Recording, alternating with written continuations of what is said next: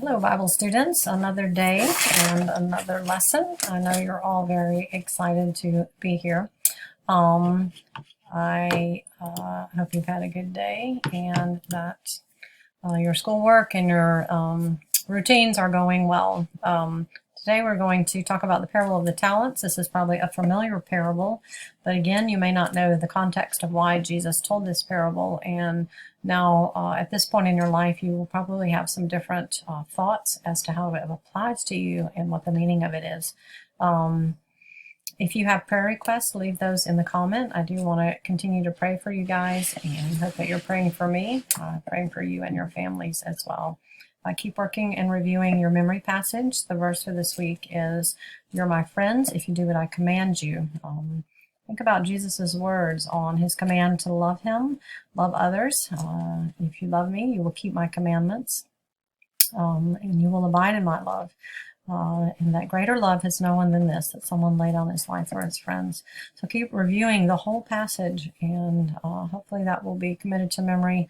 Most of you will have that by the end of our time together. I think we have about 4 more weeks of lessons. Hopefully we'll get to the end of Jesus's life and resurrection at that point. Today we have a parable, and tomorrow we will have the last parable as well. And then early next week we'll be having a test on these parables. So hopefully you're taking good notes, and we'll do well on that as well. I'll pray for our lesson today and ask you to pray with me. Jesus, we ask you to open our understanding to learn from you, from your word. Help this time to be used by your Spirit. Lord, so many distractions and desires and things we'd rather be doing, but help us to focus in on your word for this time. In Jesus' name, amen. So the parable of the talents, it's found in Matthew 24. If you have your Bible, you can look there, or you can read on the screen. I've provided that for you. The beginning of Matthew 24 is the parable of the 10 virgins or bridesmaids that we talked about yesterday. And all of these are given in the context of during the last week of Jesus's life.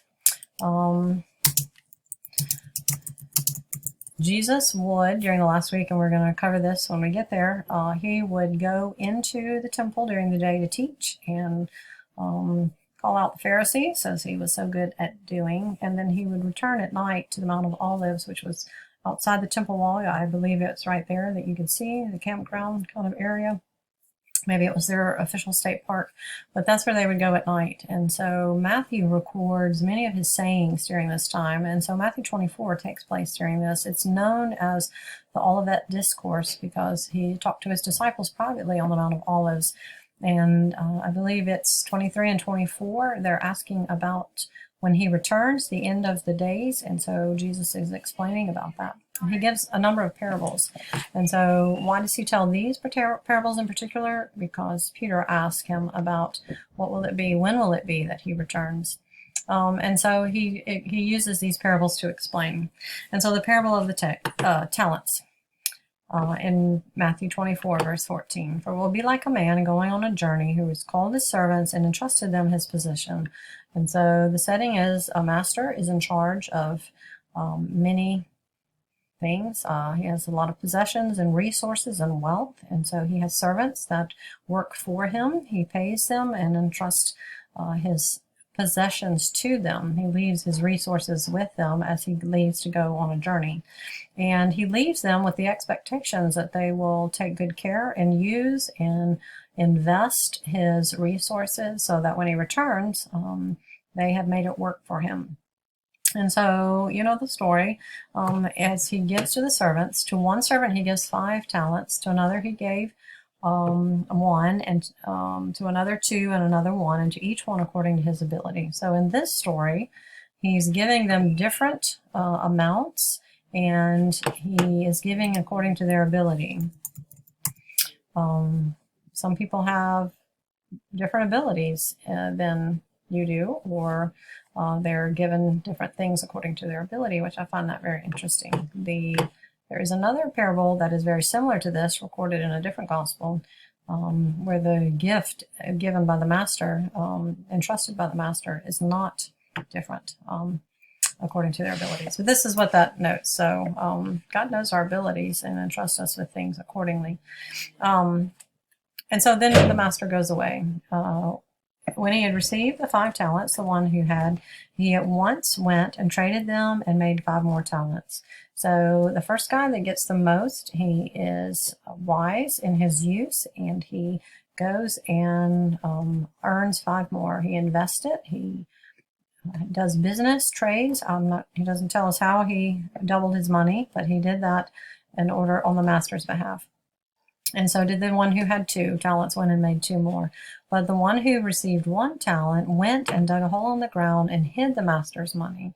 And so he didn't lose it, but he didn't increase it for the master. And so how is the master going to feel about that? You probably know the outcome. All right, so when the master returns, he calls them into account. And I have to come in and let them know what has happened. But he had received the talent. Okay, sorry, verse 18. 19. Now, after a long time, the master of those servants came home and settled accounts with them. Called them up. What have you done? What have you done with my money? And he who had received 5 talents came forward, bringing 5 talents and saying, Master, you gave me 5, and here I've made 5 more. And the master said to him, Well done, good and faithful servant. You've been faithful in a little. I will set you over much. And so he calls them into account, the first one, and I guess I'll go to the second one. And he also, the one who had 2 talents, came to the master and saying, Master, you gave me 2 talents, and here I have 2 more. And he says the same thing to him. Even though he wasn't given as much and didn't make as much money, he says, Well done, good and faithful servant. You have been faithful over a little. I will set you over much. Enter into the joy of your master. So the first 2 were very pleasing to the master. He commends them. He praises them. He calls them good and faithful because they increased, they invested, they took a risk possibly, and used the master's possessions in order to increase them. And so he tells them that they've been faithful in a little. The little that he's given them, they proved faithful, and now he's going to entrust them with more. And then he says, enter into the master's joy. They have been pleasing to the master, and he encourages them, telling them that they will have joy. All of those first 2 guys did very well, receiving the master's praise, entering into their joy, rewarded with more opportunity and responsibility. They did what the master wanted them to do. However, the last one does not. And so he who received, verse 24, he who received the 1 talent came forward and said, Master, I know you to be a hard master. He gives his reason for what he did and says, Master, I knew you to be a hard man, reaping where you did not sow and gathering where you scattered no seed. So what was the result of what he knows of the man and the master and his character? He was afraid. And his fear is what motivated him to take the action that he took. So I went and hid your talent in the ground, and here's yours, what is yours back. But the master answered, You wicked and lazy servant, slothful servant, you knew that I did not reap where I have not sown and gather where I have no seed? Then you ought to have invested my money in the bank, and at least I could have received the interest on my return. And so look at what this last man did. Out of fear, he was unwilling to take any risks. And what he knew of the master was he knew the master to be a hard man, that he had made many gains and expected gains. And so he was afraid of losing, taking any risk. And so he did nothing. He just hid the master's possession. And so the master calls him, to me, I find this really interesting, because the man was given something, he didn't lose it. And so does that deserve the description of the master? The master calls him wicked and lazy because he did nothing.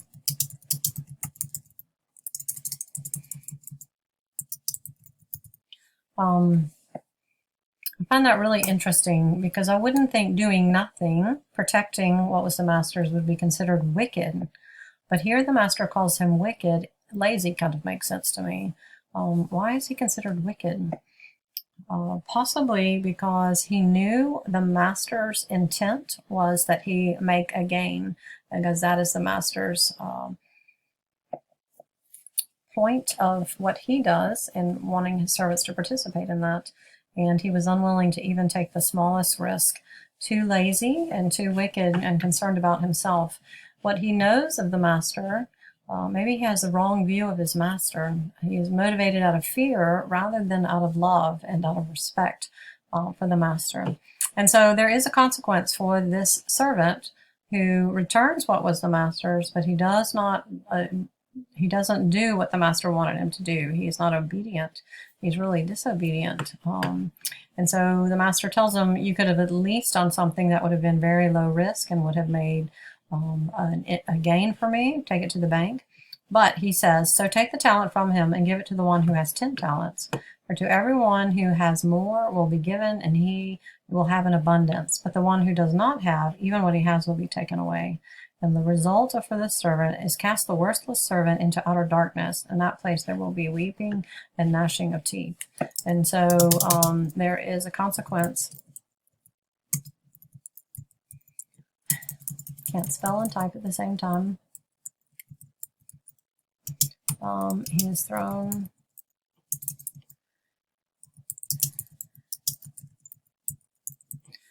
He is thrown into darkness. And so think about this.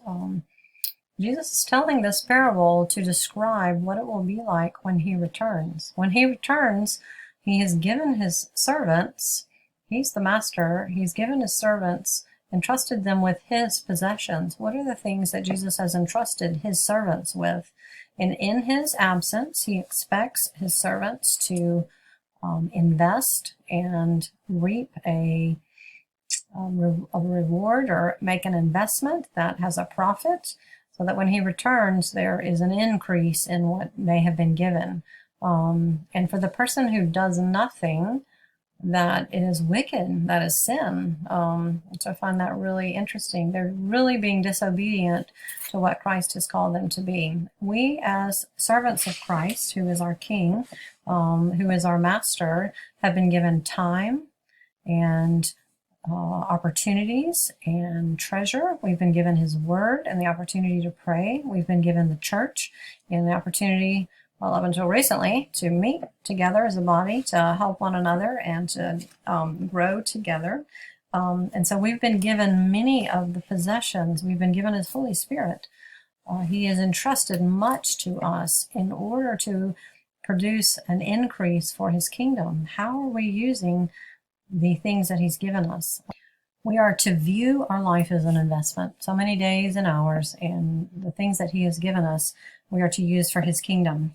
Somebody suggested, a pastor that I was listening to, that as part of our lives and opportunities to aspire to leadership and to aspire to have influence over others, that we are to want to participate in the opportunities that he gives us. Start small and be faithful in the opportunities that you find, and ask him to grow those opportunities to give you more influence over others, and so that you can influence them for God's kingdom.